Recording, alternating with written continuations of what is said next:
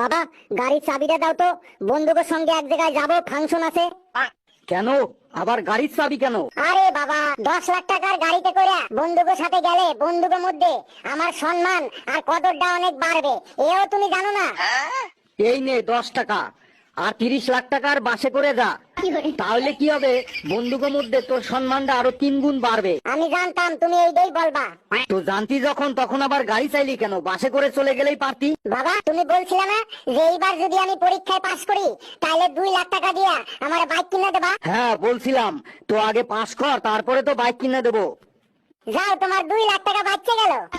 তার মানে তোর রেজাল্ট বেরিয়েছে, তুই ফেল করেছিস? এই তোর মার্কশিট দেখা তো।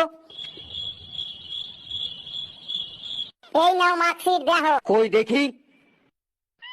এই পালাচ্ছিস কেন? দাঁড়া দাঁড়া। আরে গাধা কোথাকার, তোর এত নম্বর কম হলো কেন? আর তুই এক সাবজেক্টে ফেল করেছিস কেন? একটা পরীক্ষায় অনুপস্থিত থাকার জন্য ফেল করছি। তার মানে তুই তো প্রতিদিন পরীক্ষা দিতে যেতি, আমি তোকে পরীক্ষা সেন্টারে পৌঁছে দিয়ে আসতাম, তো অনুপস্থিত আবার হলি কবে? আরে বাবা, আমি কোনোদিনও অনুপস্থিত হই নাই।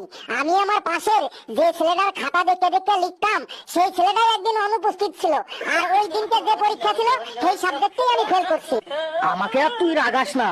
এখন যদি আমি তোর চুলের মুঠি ধরে তোর পিঠে কয়েকটা ঘুষি মারি, তাহলে কেমন হবে বলতো? তুমি যদি আমারে ঘুষি মারো না, আমি তাহলে এখনই যাইয়া আমাকে টয়লেট পরিষ্কার করা শুরু করে দেব। কেন?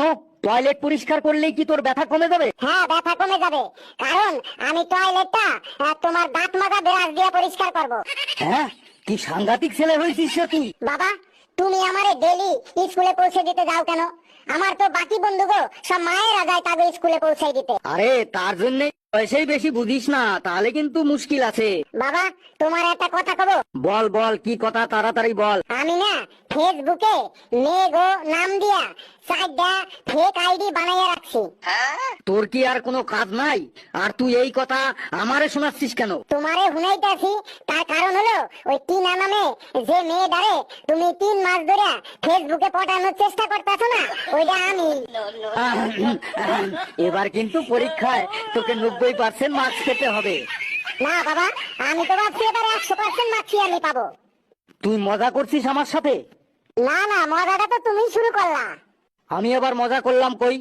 ওই যে কইলা 90% মার্কস পাইতে হবে, আরে পাসই করতে পারি না, আবার 90% মার্কস? না, আমার কোনো গার্লফ্রেন্ড নাই। বলিস কি রে? আজকাল তো সবারই গার্লফ্রেন্ড আছে, তোর নেই কেন? একটু সময়ের সাথে তাল মিলিয়ে চলতে শেখ নাকি?